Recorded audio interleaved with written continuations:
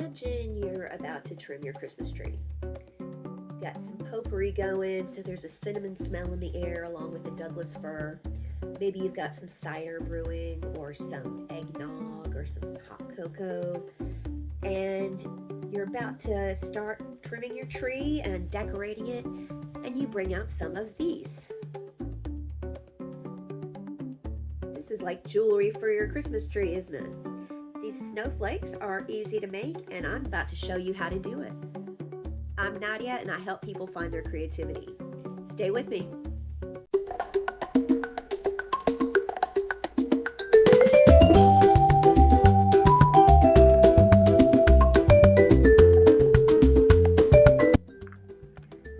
So the first thing you're going to need is some 26 gauge wire. Now this is regular wire. It's not that beading wire stuff that's in those big spools that you see at the craft store. That's for necklaces and other kinds of jewelry. This is wire. Usually I think you would get stainless steel, something like that. This is 26 gauge, and just for comparison, I brought some 28 gauge so you could see the difference. Wire is measured in something called gauge, and the larger the gauge number, the more narrow the wire. It's kind of counterintuitive, but that's how it works. So you can see this is the 28 gauge. See how thin it is compared to this 26 gauge? I think it's even apparent on camera. The 26 gauge is significantly thicker. And the reason I'm saying this is, man, if we started with this stuff, it would be so nice to work with. It would be so easy to get this through those beads, and we could get several different widths of it through it, and it would be just grand until we started finishing up our piece. And unfortunately, the beads that we're using, these glass beads, are quite heavy, and this little skinny wire just can't hold up to those thick, heavy beads. So we're gonna have to leave this for a different project. We're gonna use our 26 gauge wire. We're gonna cut about 30-inch length, something like that. If you have to err on the side of more length, because after you get started on the project, it's kind of a pain to have to add some more length. It's not impossible, but it's not convenient either. So we got our wire here, and you're gonna want beads of different shapes and sizes, lots of different kinds, just for variety and to make your snowflake interesting. And you're gonna want your beads at the very least in multiples of 3. The reason I say that is how snowflakes are made in nature. Snowflakes have 3 lines of symmetry. And so you might have 3-sided snowflakes, you might have 6-sided snowflakes, 12-sided. 6 is a nice medium, makes a good looking snowflake, a very, very recognizable snowflakey looking snowflake. So that's why I say very least multiples of 3, definitely multiples of 6, if you can. So got our beads, got our wire. So we're gonna get started. For the middle, I like to have the middle be sort of on the small side. I think they look better that way. When you get the big circle in the middle, it just doesn't look that good to me.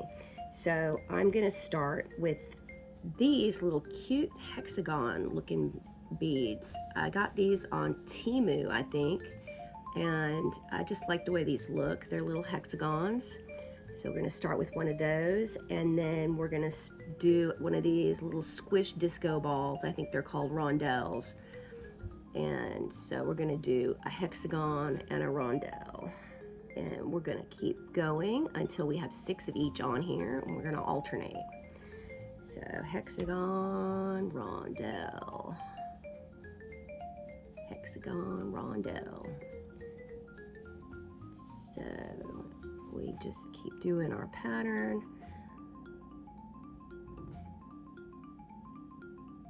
And let's see, we got 1, 2, 3. So we have 3 more sets. So we did a rondelle, now we need a hexagon.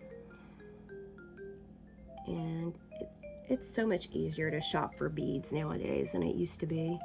Used to be you have to go to the craft store and you were all limited to what they had on the shelf, and a lot of times you couldn't find what you needed, especially if there was something specific.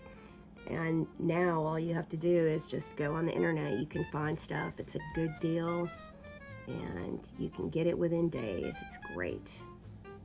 I guess I'm revealing how old I am by those comments, but that's okay. 1, 2, 3, 4, 5. And let's see, here's our last hexagon and our last squish disco ball. There we go. Now we have our beads on here. We've got 12 beads total, 6 of each kind. So we're gonna have a long end here and we'll have this short end here. What we're gonna do now that we have all the beads that we want for the middle, is we're gonna take our short end, we're gonna curl it around, and we're gonna start feeding it into the other side. So we're gonna feed it into all these little beads that we just put on there, except we're going in the other way. Anybody who's familiar with beading techniques, you're going to be very familiar with this. And you just have to be kind of patient with some of them. Some of them don't want to cooperate, kind of like people. Let's see, we just have a few more.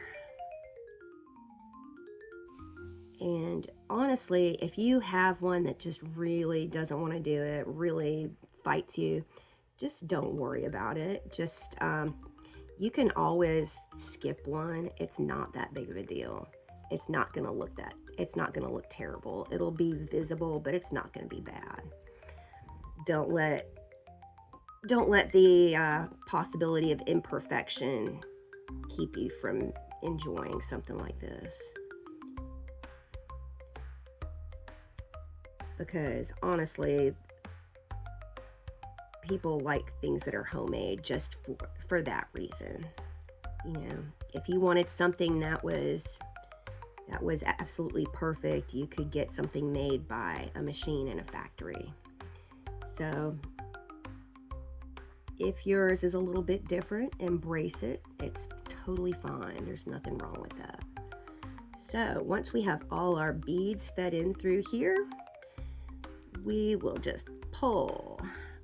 And these are little beads, so they're kind of narrow. I can foresee having a tiny bit of difficulty pulling this thing tight, but ideally we want to have no extra wire in between here. So I'm just going to keep pulling and talking. Okay, and another thing we can do is try to feed it in both ways here. See what I'm doing here? Hoping that'll help. Yeah, I think that's doing it.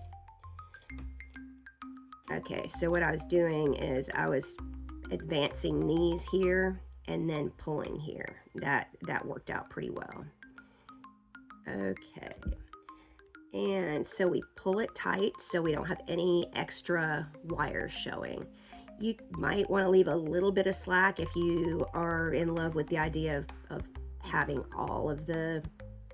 none of the wires showing, but I think this is fine. Looks good to me. So once you've got your little middle circle made here, you can start on your arms, what I call the arms of the snowflake. So what I have found about the arms of the snowflake is that it's good to have a lot of contrast. What I mean is it's good to have tiny ones next to large ones, next to tiny ones. That makes for much more interesting snowflake than just having ones that are all the same size. to get started on the arms, I think I like these little hexagons so much, I'm going to use them again on the arms. And don't be afraid to do something like that. If you really like a bead, use it as much as you want. I mean, don't make your thing out of just one kind of bead, hopefully. I guess you could, but it wouldn't look that great. But use what you like. Do what you want on here. It's fun. So, I've got one of these little hexagons that I like so much. We're gonna stick one of those on, and then since we have a little one, I'm now gonna do a bigger one. So I found these little diamond things on Temu also. I thought it was an interesting shape for a bead. I don't see these very often. And so I got them, and I'm gonna see how this looks. Yeah, I think I like that. I like that. So I'm gonna have a hexagon, a diamond, and I'm also going to use a pearl. I like to have my arms sort of short because when they get long, it ends up looking kind of gangly, and I'm really not a big fan of that look. So, oh, I like that. That's pretty. So, once you have an arm the way you like to see it, so like this one, I'm now going to skip the first bead that's closest to you. So just ignore that one. And then go to the next bead, which for me is going to be this diamondy one. And you're going to stick the wire in, feed it through. You have to pull it up some, that's okay. And then you're going to do the same thing with the next one and all the ones that come after that, if you have more than 2 or 3 beads on here. So it would help if I could get this on here though. There we go. Got those 2 guys through there. Once you have that, you're going to start pulling, getting rid of this slack here. And one thing you do not want to do is get to, let's say, here and pull this all the way. Because if you do that, it's going to end up with a little bend in it. And once you have a bend in it, it makes it so hard to deal with. And if you have it real close up here, it's going to be a lot harder for you to pull that wire to make everything come down here, because that's eventually what you want to do. So what we are going to do is we are going to pull this down the way we want it, like that. We're also going to pull our little pearl down, because this is a little freshwater pearl. I got it, I think, at one of the craft stores, one of those regular craft stores, and it was in those strings. You know how you get those strings of the semi-precious beads. And see, I already got a kink in there. Okay, that's it right there. We can deal with it. So got everything pulled down to where we want it, and now we're gonna pull. Once we start pulling here, sometimes we got to give it a little bit of muscle, because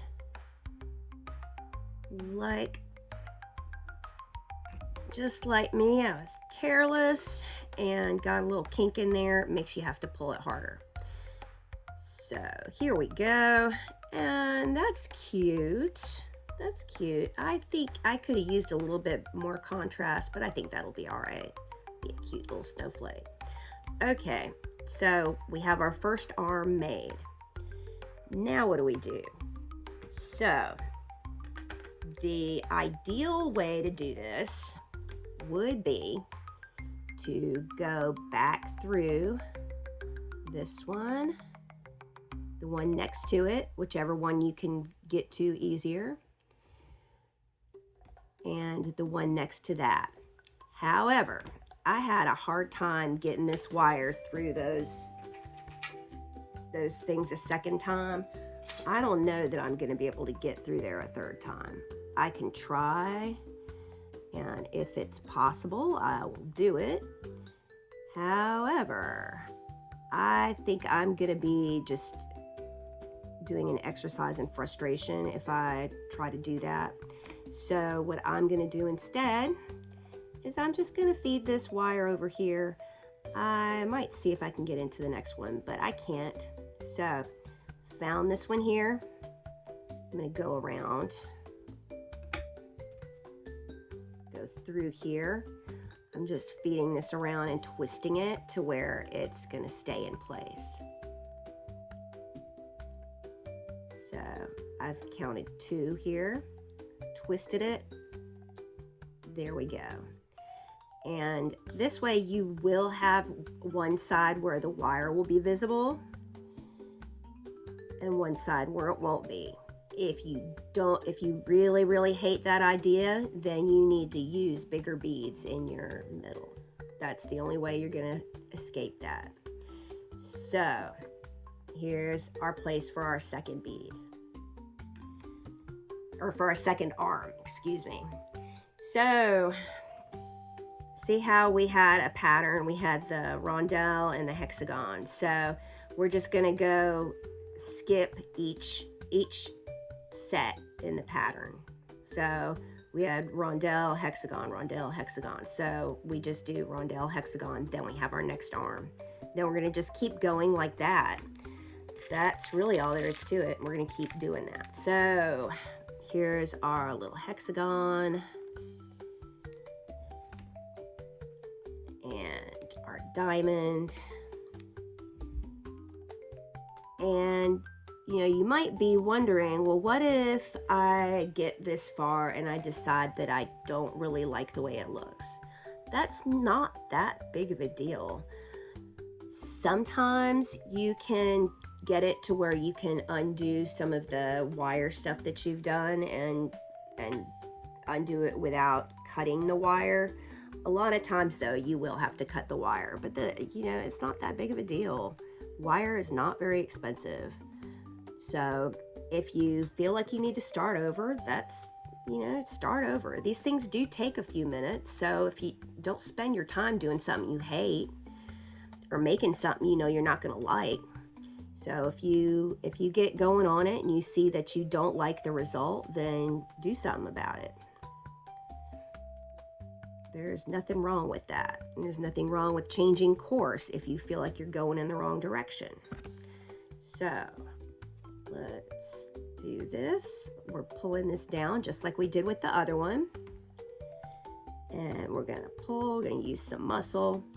And the only caveat to using that muscle is occasionally you will have like a kink or something where it makes it hard to get the bead in or get the wire slack gone. And so you're pulling, you're trying to give it some muscle. And sometimes the wire does not want to give. And sometimes it does not want to go through the middle well. Sometimes it doesn't want to do what you're trying to get it to do. And you're having to use some muscle on it. Every once in a while, something doesn't want to give and something has to give. And what ends up giving is the glass bead. I have broken a couple of glass beads that way. So you just want to be careful that sometimes there's no way to avoid it. There's no way to avoid some problems, but that's one you just want to be aware of. I wouldn't want anybody getting cut by little shards of glass bead, and I've actually gotten like tiny cuts from that before, believe it or not. I've gotten all kinds of craft related injuries, but that's a story for another day. So here's our second arm complete. And you see what we did? We counted our next rondelle and hexagon, and then we're going to start arm number 3. And I think this is going to be nice. It'll be an elegant looking little thing. I think it'll be pretty. So we're going to do hexagon and rondelle. And I think I'm going to go ahead and do this and fast forward here, and I will see you when I'm done with all the little arms here.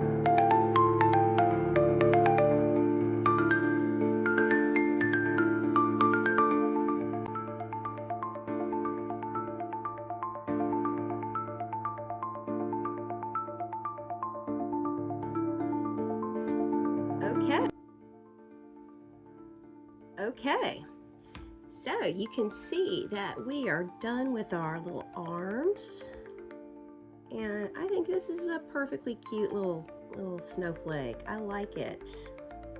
Very cute. It's got little freshwater pearls at the end, so it's fancy, sparkly, very pretty. Oh, another thing I wanted to add about the beads here with these snowflakes is, you know, you're not limited to just clear beads, as you can kind of see. Like sometimes I use pearls, sometimes I'll look for stuff that's ice blue, kind of like these diamond beads here. You can use the reflective ones. Those mirror finish ones look really good. Anything that looks like it could be in a snowflake, for that matter, just use whatever you want. Plus, you can also use like yellowy or gold type beads and make these into stars. So you can use the same technique to do lots of different things. You can make stars. You could make flowers with these. Use different colors. I think that you could make a really pretty flower this way. I might even do one. So I hope that you enjoyed learning how to make these things. I really like the way they look. I think they're super cute, and they make really nice little gift toppers. They make nice Christmas ornaments. They're just sweet and pretty, and I think they're pretty classy too, if I do say so myself. Now, to finish it off, what I would do is start twisting these around and try to be as discreet with it as possible. And get them to meet each other. What I mean is get the two ends of the wire to meet each other. So however you have to do it, I would try to twist around these beads, though. I wouldn't just try to go over a bunch of beads and try to make them meet that way. I would try to make it a little more secure than that, because it's going to be likely to unravel if you do that. So once we have them close to each other, we're going to send them on a date and twist them together. Here we go.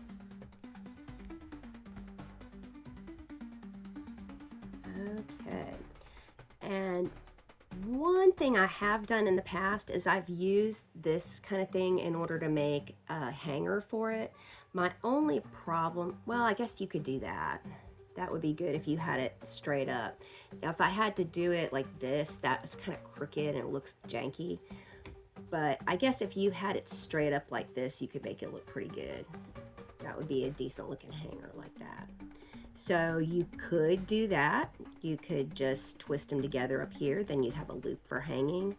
If you don't want to do that, if you'd rather hang it differently or use it for something where you're not hanging it for some reason, then at this point it is time to cut, my friends. Time to cut. There we go. And normally you would use pliers for this, but who's looking, huh? Nobody. And if you really want to make it a little bit more secure, feel a little more secure about it, not coming unraveled and staying the way it should be, plus not poking anybody if anybody's trying to hold it or whatever, I think that this stuff right here, could be useful. This is Aline's Jewelry and Metal Glue. I had this stuff laying around for years, I think.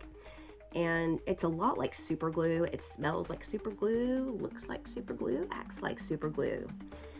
It claims to dry soft, and I guess it does dry. Let's see. Yeah, it doesn't dry real hard, that's for sure. So you can find your twisted ends here, or the area where they're at, and you can just put a little drop of this stuff there. There we go. And it does dry clear, which is good. We got a lot of clear beads going on here. So you do that and give it a couple minutes to dry. There we go. And make sure you put the cap back on, because it being super glue, it's probably going to be dried up by next week, but oh well. And let's get the extra off of here so it's not sticking out too much. You just used an old piece of wire to sort of trim the extra off. There we go. Yeah. And here is our finished snowflake. Nice. And yeah, I think that is the better side. That's the side that doesn't have all the wires showing. So there's its little brother. See, and if you really want to be fancy, you can stack them. Here's the big one. I goofed on this one. I put bigger beads on here than I did over here, so that's why it's kind of lopsided looking. It doesn't matter though. I think the Christmas tree is gonna love it just the same. And there we go. We got some snowflakey looking snowflakes, don't we? You could even stack a bunch of these and make like a topper. You could really go all out and be super fancy with this. Make a big one, that's like with yellow beads and clear beads, and make progressively smaller ones, and you can make a really nice looking star for the top of a tree that way. That would be a neat idea. But anyway, I hope you enjoyed learning how to make these, and if you enjoyed yourself, you want to see more content like this, hit like and subscribe. I'll see you next time. Bye.